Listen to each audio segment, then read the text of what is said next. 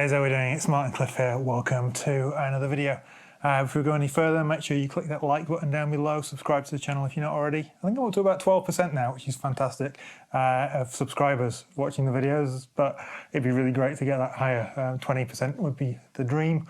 Yeah, today I wanted to just talk a little bit about playing with limitations.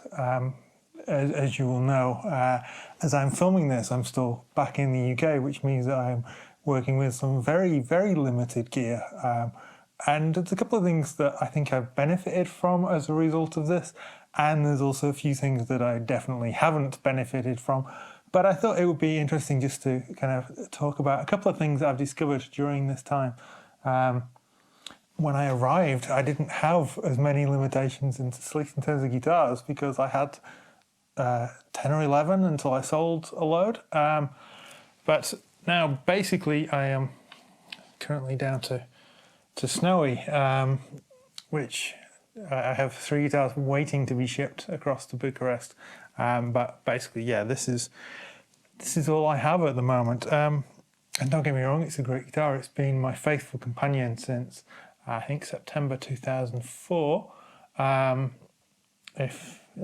pretty sure it was September 2004, but it's just yeah, there are certain things that I've discovered while playing it that have limited me, but also obviously the limitations for someone like me who loves pedals, of using a pedal board that only has 3 pedals on it. Not that I'm using any at the moment.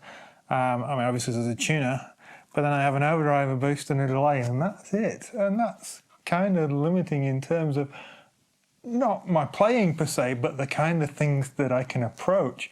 The biggest limitation I'm finding is the amp. You know, I'm used to using either really nice Ignator tweaker amps, which sound great. They need tweaking depending on the kind of sound I'm going for, but they're really versatile sounding, and the 12-inch speakers and stuff sound great. Or I'm using my Blackstar amps, which again sound fantastic and are set up beautifully for my pedal board. Here I don't have any of that. Here I've got a Laney Cub 10, which they don't make anymore, and I'm not really surprised why. It was their cheapest amp. It's a 10-watt amp with a 10-inch speaker, and it's one of the cheap and nasty Celestion kind of modern speakers. I think it's a Tube 10 or something like that. It's not a great speaker in it. I've replaced the tubes in it, but it still just sounds boxy, fizzy. I mean, it's a tiny little amp. It's something that I just needed to have lying around at my parents' house. But it's very limiting in terms of its high gain sounds are awful. Basically, if I plug into the high channel and I turn the gain up above about 3 or 4, it gets fizzy and nasty and horrid, and ignoring the fact that it's spitting away because the circuitry is just badly designed anyway. It's just, yeah, really limiting. So I'm having to plug into the low channel. At the moment I've got the gain cranked, and you heard it on the opening with both humbuckers on the bridge.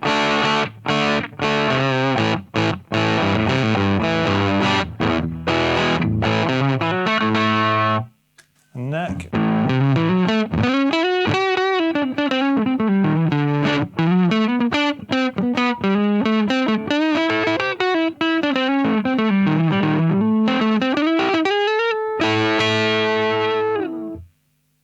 So that's about as high a gain as I can go without putting a pedal in front of it. And of course I've only got a Mojo Mojo, which again is a slightly dark sounding, not the most inspiring or bright kind of overdrive pedal.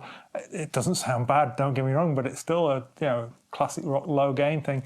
And it all ends up just being fuzzy kind of, not fuzz, but just fuzzy, slightly muddy, uninspiring high gain. So I'm basically limiting myself to mostly playing clean.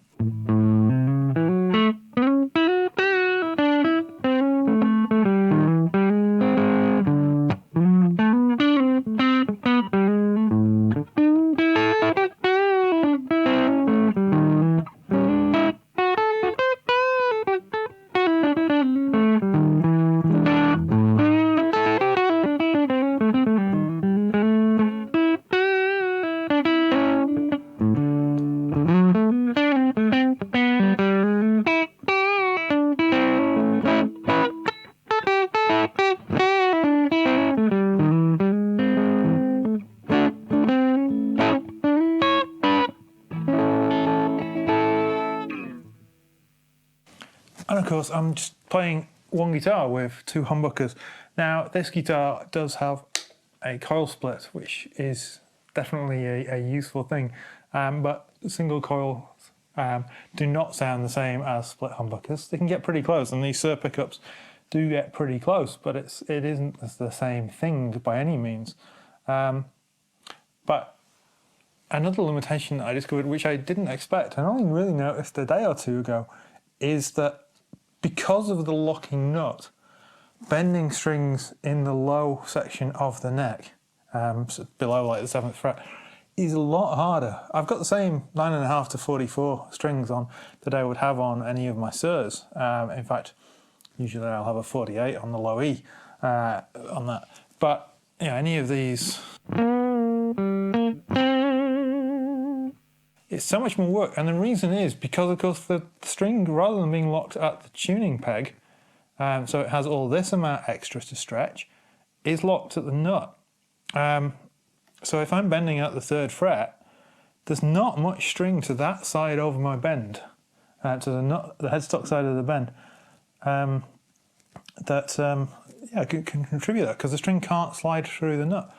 Now you could say, well, why don't you undo the nuts, because I've got locking tuners anyway, so it's going to hold the strings in tight.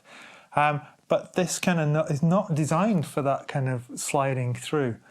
So it's not lubricated, it's metal rubbing against metal, which is going to wear the strings out, and it just doesn't sound good. Bone has natural lubricant in it, which sounds, which the string can glide through fine. So does graphite and tusk, except they don't sound as good tonally as bone for a nut material. But yeah, the string can glide through them, which means if I'm bending here, I've not just got this amount of string to bend, I've got all this amount of string, which is more than twice as much, which makes it feel slinkier. That's one reason why I don't particularly like headless guitars, because again, you've not got that amount of bend. My playing style is very much based around bending, and I like fixed bridge to the point that I lock all my tremolo systems, because I don't want any give. I want to be able to bend as much as my fingers will let me. I don't have the strongest fingers in the world, but I can bend fairly aggressively, fairly confidently, and I like using vibrato. My style, for all of its diversity, is very much based around blues technique. So yeah, I think that's something that I hadn't really picked up on before, because since I got my Sirs, I haven't played this guitar very much, and now obviously spending. I think I've been here 10 weeks at this stage, maybe a little longer. This is basically the only guitar I've played in this time. Played my Telly a little bit before I packed it up for shipping, but other than that, that's been all I've played, and it's limiting. Now, I'm not saying that all these limitations are a bad thing. I am limited to playing in standard tuning, because retuning a acoustic guitar with a locking trem and locking nut and stuff is a complete pig. So I'm having to think of ways around things, and I'm thinking about chord voices. I don't have a capo with me. I don't have a slide with me. These are limitations that are making me think outside the box from how I might normally approach things. I was learning a song the other day, and I worked out the best key for me to sing it in was in A flat. And A flat makes the chords not particularly fun.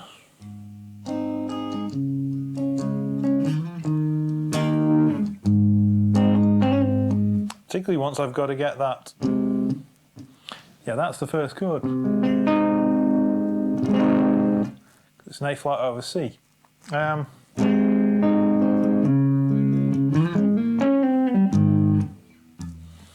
Whatever it is, you see, I'm already stumbling over it.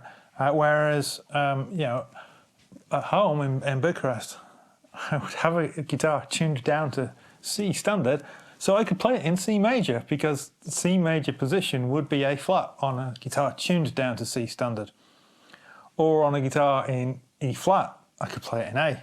Even if I had a capo on the 1st fret, I could play the song in G. I don't have that option here, so I'm having to think outside the box. You could say, why don't you just play it in G? At that point, it gets really quite low in the vocal, in the verse. And I can't go any higher, because I quite simply run out of top end range. So yeah, it's limitations. Now sometimes, as I say, I think there are benefits to limiting yourself because you get to think harder about how you approach things. I don't know what exactly I will do when I'm faced with my usual gear in 3 weeks' time, and it's like I pick up a bass again for the first time in weeks, months even. It's like, I'm going to look at the instrument and think, oh, what am I doing? What are my fingers going to do? But that, again, will be a little bit of a challenge that will hopefully push me to a slightly new level in that. And it's just all these little things. So, sometimes limitations can be really frustrating. Sometimes limitations can be really helpful. It's just up to you to make the best of them. So it sounds like my voice is going. I need to go and get a drink. But thanks for watching. Take care. See you next time.